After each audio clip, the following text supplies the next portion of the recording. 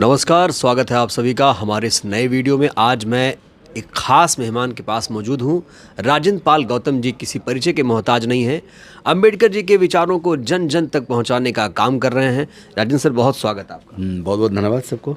जो लड़ाई आप लड़ रहे हैं, आप मंत्री थे, फिर आपने 22 प्रतिज्ञा ली, फिर आप अलग अलग पार्टियों में गए, अब अभी आपकी स्थिति कैसी है? नहीं, मैं अलग अलग पार्टियों में कहीं नहीं गया जी। मैं पहली बार राजनीति में जुड़ा तो आम आदमी पार्टी से जुड़ा, और जब मुझे लगा कि विचार के आधार पर मतभेद बन रहे हैं, विचार को वो नहीं मान रहे हैं, जो समतावादी विचार हमारे बहुजन महापुरुषों का जो विचार है, जो फूले साहू अम्बेडकर पेरियार और डॉक्टर बाबा साहेब अम्बेडकर और फिर कांसीराम साहब की जो विचारधारा है सामाजिक न्याय की, जब मैंने देखा कि मैं उसको बार बार अपनी पार्टी में लागू करवाने की कोशिश कर रहा हूँ कि इन वर्गों को जो हमारे साथ खड़ा है, जो हमें वोट दे के सत्ता दी है जिसने, उन वर्गों को भी हिस्सेदारी भागीदारी होनी चाहिए हर क्षेत्र में। और मुझे लगा कि उनको निगलेक्ट किया जाता है, उनके लिए हिस्सेदारी भागीदारी नहीं है, और मेरे बार बार प्रयास करने के बाद भी मेरी सामाजिक न्याय के मुद्दे को दरकिनार किया जा रहा है। तो फिर मुझे लगा फिर मैं करूँ क्या? मंत्री बना रहा हूँ, MLA बना रहा हूँ, कुर्सी बंगला देखो, इससे क्या हो जाएगा? मेरे को तो कोई लालच कुर्सी बंगले का है ही नहीं। रहना तो एक ही कमरे में एक बिस्तर पे है। कितना बड़ा बंगला है, छोटा सा मकान, उससे क्या फ़र्क पड़ जाता है? गाड़ी में मारुति 800 हो, चाहे फिर वो कोई इतनी बड़ी गाड़ी, उससे क्या फ़र्क पड़ जाएगा? अगर मेरा महापुरुषों का विचार, जिसके लिए मैं बचपन से 9th क्लास से जिस विचारधारा पे काम कर रहा था, जिस विचार के साथ लगा कि अब राजनीति करने नहीं, राजनीति बदलना है, भ्रष्टाचार खत्म होगा, जिस बात को लेकर आम आदमी पार्टी बनी है, और हम उसी विचार से कि शायद यहाँ से ख़त्म होगा, हम भी जुड़े।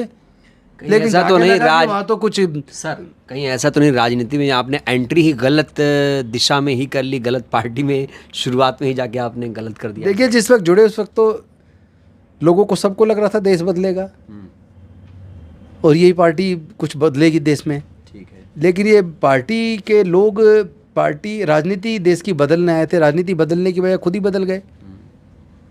विचारधारा इनकी कोई है नहीं, सामाजिक न्याय को मानते नहीं है।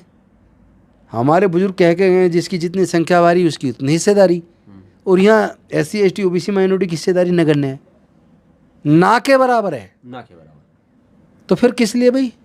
मानवर जी को कल याद किया गया और बहन जी ने भी एक कार्यक्रम किया, आप वहाँ गए कल? नहीं, मैं कल यहाँ नहीं था। अच्छा। लेकिन हमने अपने तरीके से मनाया। हम हर साल मनाते हैं पहले से ही। हम हर महापुरुष के प्रति श्रद्धांजलि अर्पित करते हैं। कल रात सबको हमें दुख हुआ कि आदरणीय रतन टाटा जी को निर्वाण प्राप्त हुआ, और वो अडानी अंबानी जैसे, डालमिया जी जैसे दूसरे लोगों जैसे बिजनेसमैन नहीं है, उद्योगपति नहीं थे, बल्कि भारत का निर्माण करने वाले उद्योगपति थे, जो अपनी कंपनी के विस्तार के साथ साथ देश की समृद्धि और विकास के बारे में भी काम करते थे। टाटा ग्रुप ने एक भरोसा पैदा किया, तो उनको निर्माण प्राप्त हुई, तो मैं उनको भी ऐसे मौके पर श्रद्धा सुमन अर्पित करता हूँ। जिन बहुजनों की लड़ाई लड़ने की बात तमाम पार्टियां कर रही हैं, बहुजनों के नाम पे तमाम पार्टियां बन गई हैं। महाराष्ट्र में तो सैकड़ों ऐसी पार्टियां हैं, उत्तर प्रदेश में भी ऐसी 2-3 पार्टियां हैं। बहुजनों की लड़ाई लड़ने वाली सबसे बढ़िया पार्टी कौन सी लगती है? और आप अभी देखा जाए तो BSP बहुत ज़्यादा आगे चल रही है, आप बसपा में क्यों नहीं गए? नहीं, बसपा 2005-6 तक पूरी तरह विचारधारा पे थी, और 2009-10 आते आते विचारधारा से पटरी से उतरना शुरू हो गया। मानवर कांसीराम साहब ने बहुजन समाज बनाया, लेकिन बाद में वो सर्वजन की तरफ चले गए, वो बहुजन समाज खत्म हो गया।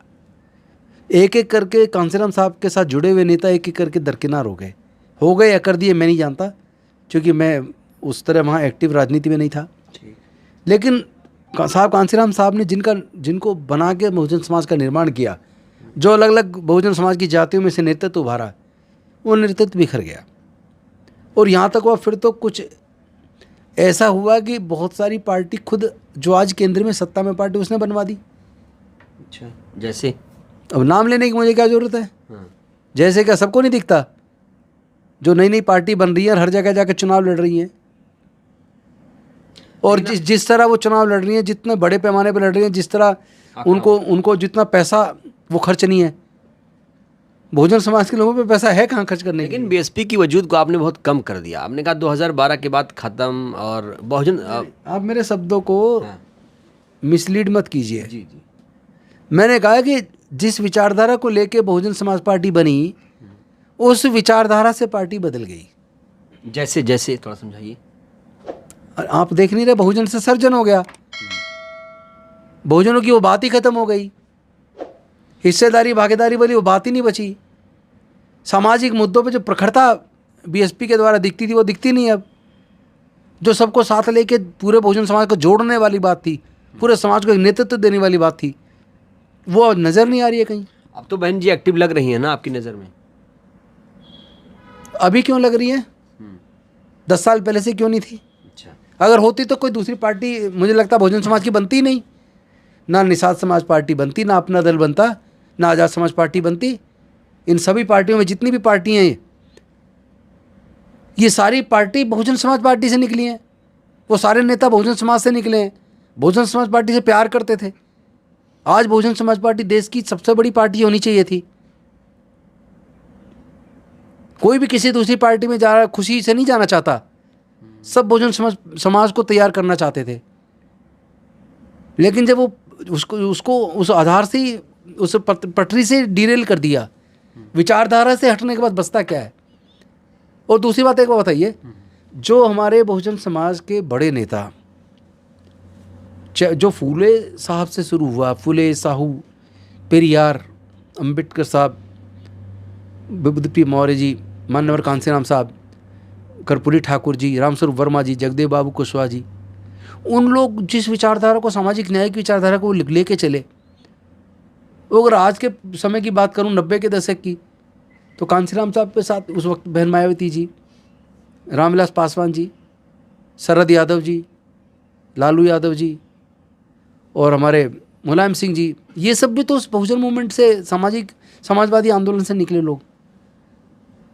मुझे नहीं लगता कि अगर उस विचारधारा को अगर कोई दूसरा भी लेकर चल रहा है, और सपोज करो वो उसका जन्म बहुजन समाज की जाति में नहीं हुआ, लेकिन वो सामाजिक न्याय पे मरने मिटने को तैयार है, वो जाति जनगणना करवाने की दमदार तरीके से बात कर रहे हैं, संसद में भी और सड़क पे भी। कौन है वो? राहुल गांधी, सबको दिख रहा है, कहने की क्या जरूरत है? खुलेआम संसद में लड़ रहे हैं, बोल रहे हैं, रोड पे लड़ रहे हैं, बोल रहे हैं। और दूसरी बात, एक और बात कह दूं, राहुल गांधी जो बोल रहे हैं अगर नहीं करेंगे तो लोग इनको भी छोड़ जाएंगे। अच्छा। वो जो बोल रहे हैं उन्हें करना पड़ेगा, और जहाँ जहाँ उनकी सरकार है वहाँ उनको करना शुरू कर देना चाहिए, तब कहीं जाके विश्वास बनेगा और पूरे देश का समाज एकजुट। आम आदमी पार्टी में थे तो फिर कांग्रेस में चले गए, कहीं और बातचीत नहीं हुई? नहीं, मेरी तो कोशिश थी बहुजन समाज की पार्टी में ही रहने की, लेकिन जब मुझे लगा वहाँ विचारधारा से पूरी तरह बीएसपी में बात हुई? बीएसपी में बात हुई? बीएसपी के मेरे सारे साथी हैं। अच्छा। कोई ऐसा दूर नहीं है। हाँ। कांसीराम साहब और बहन जी हमारे यहाँ जब आया करती थी तो उनके सामने, जैसे यहाँ पर हम बैठे हैं, हम ऐसे नीचे बैठते थे, कुर्सी बैठते थे, उनसे हमने मिशन को सिखाया, लेकिन वो मिशन आज नहीं है। बार बार ये आरोप क्यों लग रहा है कि मिशन अब डिरेल हो गया है? देखिए, कुछ ऐसी बातें जो मैं कहना नहीं चाहता। ठीक है। मैं बहन जी की इज्जत करता हूँ, बेशक मैं कांग्रेस में हूँ, लेकिन मैं बहन मायावती जी की इज्जत करता हूँ। जो मोनूमेंट्स उन्होंने बनाए, दलित प्रेरणा स्थल हो, चाहे डॉक्टर बाबा साहेब अम्बेडकर स्मारक हो लखनऊ वाला, चाहे कांसीराम साहब वाला हो, चाहे माता रमाबाई स्टेडियम हो, या और जो स्कूल अस्पताल बनाए, जब मैं उनकी तरफ देखता हूँ तो मेरा मन अपने आप ही उनकी इज्जत करने को करता है। वो इज्जत अपनी जगह है, उनकी कमियों पे मैं बोल के मैं नहीं चाहता कि ये संदेह जाए कि बहन जी के खिलाफ बोल रहे हैं, लेकिन बहन जी अब उस विचारधारा पे नहीं दिखती मुझे। बहन जी का जो भी भाषण मैं सुनता हूँ, ये देश की जनता जो सुनती है, वो शुरू होता है बाबा साहेब अम्बेडकर, कांशीराम और स्वयं पर आकर टिक जाता है। कभी उन्होंने बाबा साहेब के बिना कोई भी शब्द का इस्तेमाल नहीं किया। बाबा साहेब, कांशीराम उनके हर जुमले में रहते हैं। मैं ये कह रहा हूँ कि पहली बात तो ये है कि परिवार से हटके और बाकी सब प्रकार के लालच से हटके, अगर आप चारों तरफ देखें, हमारे बहुजन समाज के नेता एक से एक डेडिकेटेड, मर मिटने वाला क्रांतिकारी अम्बेडकरवादी सिपाही पूरे देश में फैला हुआ है, जो इस मिशन के लिए मरने मिटने को तैयार है। आपको उनको नेतृत्व देने में क्या दिक्कत है? आखिर दीजिए ना आप उनको। करेंगे नेतृत्व? हाँ मैं करूँगा, क्यों नहीं करूँगा, क्यों नहीं करूँगा। इस बहुजन समाज का नेतृत्व करने के लिए ही हम पैदा हुए हैं। इस मूवमेंट को, हमारे महापुरुषों के उस विचारधारा को आगे बढ़ाने के लिए हम पैदा हुए हैं। उसी के लिए मरेंगे एक दिन। हमारे लिए कुर्सी बड़ी चीज़ नहीं है, ये सब छोटी चीज़ें हैं। मंत्री एमपी एमएलए बनता है लेकिन ख़त्म होता है। बुद्ध कह के गए हर चीज़ अनित्य है, जो पैदा हो उसका मरना तय है। कुर्सियाँ जो हैं टेम्परेरी हैं। आज कोई मुख्यमंत्री तो कल नहीं होगा। बसपा में परिवारवाद की तरफ आप इशारा कर रहे हैं? केवल बसपा नहीं, सब जगह देख रहा है। मैं केवल बसपा को क्यों कहूँ? बसपा में परिवारवाद है कि नहीं? अरे आपको नहीं दिख रहा क्या? मेरे मुँह से कहलवाना है क्या? आप बोलेंगे उससे ज़्यादा प्रभाव पड़ेगा ना। नहीं, मैं ये कह रहा हूँ, मैं इसलिए तो मैंने कहा कि पूरे देश में जो पिछले 30-40 साल से 50 साल से मिशन मूवमेंट में काम कर रहे हैं, शरीर से भी स्वस्थ हैं, इस मूवमेंट को लेके आगे चलना चाहते, दोनों ने नेतृत्व। अगर उसी विचारधारा को राहुल गांधी आगे बढ़ाएंगे, नेतृत्व भी देंगे, लोग तो जाएंगे। तो अभी तो आकाश आनंद आए हैं, क्या पता अभी जिस तरह कर रहे हैं राहुल गांधी के कद के नेता बन जाए एक दिन। अच्छी बात है, बने ना। एक बड़े नेता से काम नहीं चलेगा। देश में ऐसे 10-20-50 नेता चाहिए जो मजबूती के साथ और खड़े राजेंद्र दिखें। पाल गौतम जैसे। मुझे पता नहीं, ये तो लोग तय करेंगे। मैं तो एक छोटा सा बाबा साहब का सिपाही हूँ। उस विचार को आगे बढ़ाना चाहता हूँ। मुझे कुछ मिले या ना मिले, वो विचार बढ़ना चाहिए। अगर वो विचार बढ़ गया और सफल हो गया तो समझ लो हमने सब कुछ पा लिया। एक चुनाव दिल्ली में हुआ जिसमें बसपा को करीब 15% वोट शेयर हासिल हुआ था। 2 सीटें जीती थी विधानसभा के चुनाव में। अब फिर से दिल्ली में चुनाव आने वाला है। अगर आपको बड़ी जिम्मेदारी यहाँ पर मिले तो क्या आप किससे मिले? बड़ी जिम्मेदारी अगर किससे? बहन जी आपको दे दें दिल्ली के देखिए, पूरे। मैं अब कांग्रेस पार्टी में हूँ। इससे पहले आप आम आदमी पार्टी में थे। इससे पहले आम आदमी पार्टी में था, लेकिन बीच का भी तो 1.5 साल था। हाँ, 1.5 साल क्या किया आपने? मैंने इंतजार किया कि सामाजिक न्याय की लड़ाई आगे कैसे बढ़े। मुझे लगा केवल राहुल गांधी दिख रहे हैं, तो पहले मैंने उनको भी परखा, उनसे बातचीत की बैठ के, ऐसे जैसा हमारा आप बैठे हैं। जी एक बार 40 मिनट, एक बार 1 घंटा 3 मिनट। जब मुझे लगा कि नहीं, ये परिपक्व है और इस विचार को वास्तव में लागू करना चाहते हैं, तो मुझे लगा फिर मुझे तो इस विचार से मतलब है। चेहरे से ये नहीं कि मेरी बिरादरी का ही कोई इसको लेके चले या बहुजन समाज का ही हो। अगर दूसरे समाज का भी कोई व्यक्ति उस विचार को आगे बढ़ा सकता है और बढ़ा रहा है, तो क्यों ना उसके साथ मिलकर उस विचार को बढ़ाया जाए। 22 प्रतिज्ञा पर अभी भी आप कायम हैं? निश्चित तौर पर कायम हूँ। बाबा साहेब की दी हुई प्रतिज्ञाएं हैं और फिर मानव के लिए कल्याणकारी हैं। अंधविश्वास पाखंडवाद से सबका नुकसान है। शराब ना पिए, किसी प्रकार का नशा ना करें, हिंसा ना करें, चोरी ना करें, झूठ ना बोलें, किसी का बुरा ना करें, सबके लिए मंगल भाव रखें। किसी की धार्मिक आस्था को भी ठेस नहीं पहुंचाना चाहिए। बिल्कुल नहीं पहुंचाना चाहिए। सबकी अपनी अपनी आस्था है। लोग मेरी आस्था की इज्जत करें, मैं दूसरे की इज्जत करूं, तब भारत अच्छा बनेगा। किसी की आस्था की ठेस पहुंचाने की जरूरत ही क्या है? लेकिन आपने कहा जाता है कि ठेस पहुंचाई लोगों की। कौन कह रहा जब है? 22 प्रतिज्ञा लिया मैंने तो किसी को ठेस नहीं पहुंचाई। मैंने सिर्फ बाबा साहब की 22 प्रतिज्ञा दोहराई है, जिसको भारत सरकार ने खुद अपने वॉल्यूम 17 में छपवाया है। जो दीक्षा भूमि में बहुत बड़ा शिलालेख लगा हुआ है, उस पर लिखी हुई है। लोग कहते हैं आपका और स्वामी मौर्य जी का टेम्परामेंट एक जैसा ही है। नहीं नहीं नहीं, स्वामी प्रसाद मौर्य मेरे मित्र हैं। अच्छा। हम लोग एक विचारधारा वाले लोग हैं, वो भी उस विचारधारा के हैं।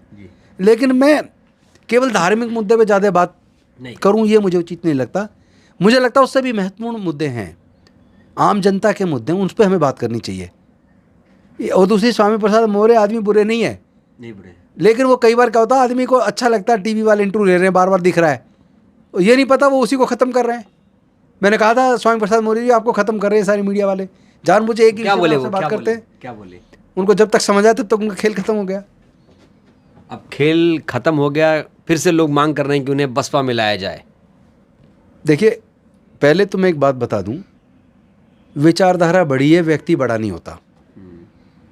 पार्टी बड़ी नहीं होती, विचारधारा बड़ी होती है। अगर कोई पार्टी बिना विचार के चल रही है, जैसे जिस पार्टी में मैं था, वो कहते थे हम राजनीति बदलने हैं, राजनीति नहीं बदल रहा, खुद बदल गए, और उस पार्टी की कोई विचारधारा नहीं है। SC ST OBC माइनॉरिटी का वोट चाहिए, पर बदले में देंगे कुछ नहीं, हिस्सेदारी भागीदारी की बात नहीं करेंगे। तो फिर तुम्हारे साथ क्या करना भाई? हम तो राजनीति बदलने आए थे। कांग्रेस की विचारधारा अगर मैं समझूं एक लाइन में, तो क्या है आपकी नज़र में? देखिए, आज जो हमारे महापुरुष बोलते थे कि जाति की जनगणना होनी चाहिए, आर्थिक शैक्षणिक सर्वे होना चाहिए, सबको बराबर अवसर मिलने चाहिए, हर क्षेत्र में हिस्सेदारी भागीदारी बननी चाहिए, सबको उनकी जनसंख्या के हिसाब से हिस्सा मिलना चाहिए। जिस बात को मानवर कांसीराम का साहब करते थे, आज उस बात को राहुल गांधी बोल रहे हैं, तो इसका मतलब कांग्रेस ने विचारधारा बदली है। बहन जी कहती हैं कि बाबा साहेब को कांग्रेस की वजह से भारत रत्न नहीं मिला और अब भारतीय जनता पार्टी की वजह से मान्यवर जी को भारत रत्न नहीं मिल पा रहा है। देखिए, कांग्रेस ने अनेकों गलती की हैं, इस बात को तो कोई इनकार ही नहीं कर रहा है। अच्छा, हमने सुना है और पढ़ा है कि पाप से घृणा करो, पापी से नहीं। ठीक। अगर किसी व्यक्ति के अंदर बुराइयां दूर हो जाए, वो अच्छे मार्ग पे चल पड़े, तो अच्छा हो जाता है। अगर हमारी सामाजिक न्याय की लड़ाई को आज कांग्रेस स्वीकार करके अपने मेन एजेंडे में ला रही है, फिर दिक्कत क्या है? फिर दिक्कत नहीं है। फिर कोई दिक्कत नहीं है। बाबा साहब कब कहते थे कि किसी को कांग्रेस का चवन्नी का भी मेंबर नहीं बनाए? कब कहते थे? कब? तब भारत में कांग्रेस ही पार्टी थी, कोई दूसरी पार्टी नहीं थी। बाबा साहब की और कांग्रेस की विचारधारा सिर्फ एक बात आकर अटक जाती थी। बाबा साहब सामाजिक न्याय की बात करते थे। बाबा साहब ये जो 4 मंजिला इमारत है ना, वर्ण और जाति पर आधारित, बाबा साहब उसको तोड़ना चाहते थे। बाबा साहब चाहते थे हमारे लोगों को भी बराबर हक मिले, मानवता का दर्जा मिले, हिस्सेदारी भागीदारी मिले, रिप्रेजेंटेशन जो सेपरेट इलेक्टेड मांगा, उसका विरोध किया गांधी जी ने। उसका कांग्रेस में भी 2 ग्रुप होते थे, एक नरम दल एक गर्म दल।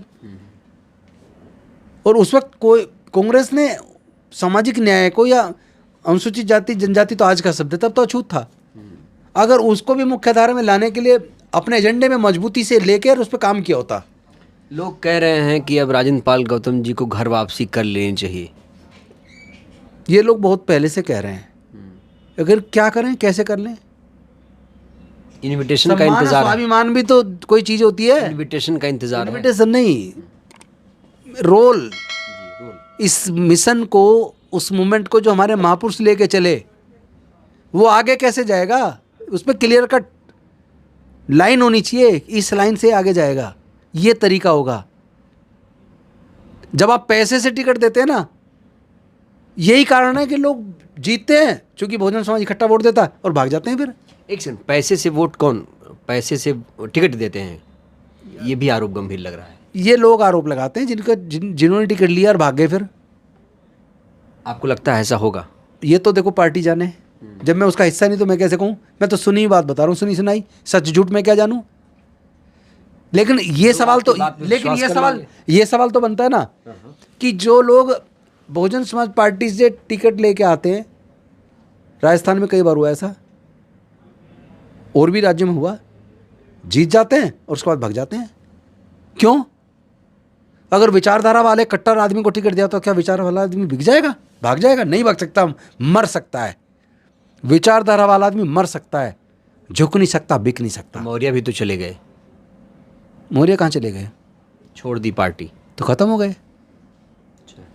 जो विचार से हट गया वो खत्म, चाहे राजेंद्र गौतम हो चाहे कोई और हो। और इधर आए तो विचार फिर से परिपक्व। जब तक आदमी विचारधारा पर खड़ा है, चाहे किसी भी पार्टी में, समाज के लोगों को उसका सम्मान करना चाहिए।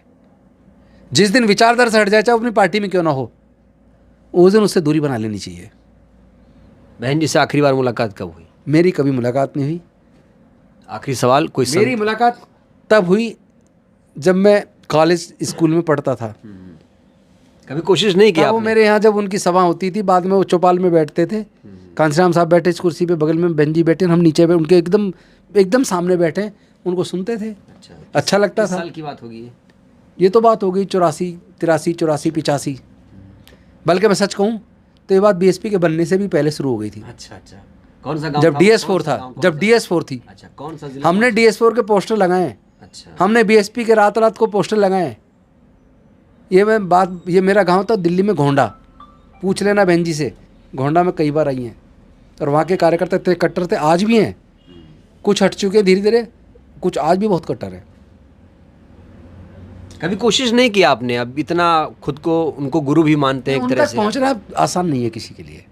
पहुँचना आसान नहीं है? हाँ। ऐसा क्या हो गया? ऐसा कि सुरक्षा घेरा तब नहीं, अब वो देखो उतना सारा डिटेल में, यानी कुल मिला के आपने कोशिश की? छोड़िए, बहुत सारी चीज़ें हैं। मैं कदम आगे बढ़ा चुका हूँ, कांग्रेस में जा चुका हूँ, और सामाजिक न्याय की इस लड़ाई को राहुल गांधी जी के साथ मिलके मैं लागू करना चाहता हूँ। जो आज लोग कह रहे हैं कि इन्होंने अच्छा नहीं किया, वो कल ये कहेंगे, गर्व करेंगे कि उन्होंने जो किया विचार के लेकर, आज विचार पे आज भी अटल हैं, ये लोग कहेंगे एक दिन, शुक्रिया। स्वीकारेंगे एक दिन। शुक्रिया सर। तो राजेंद्र पाल गौतम जी को आपने सुना, विस्तार से हमने बातचीत की। आप इनकी बातों से कितने सहमत हैं, असहमत हैं। हालांकि इनकी सबसे बड़ी बात यह है कि ये बाबा साहेब फुले पेरियार अम्बेडकर जी के विचारों को जन जन तक पहुंचाने का काम कर रहे हैं, और शायद 21वीं शताब्दी में ऐसे पहले नेता हैं जिन्होंने 22 प्रतिज्ञा लेकर देश के लोगों को हैरान कर दिया था। वीडियो में इतना ही। प्रतिक्रिया ज़रूर दीजिए। धन्यवाद।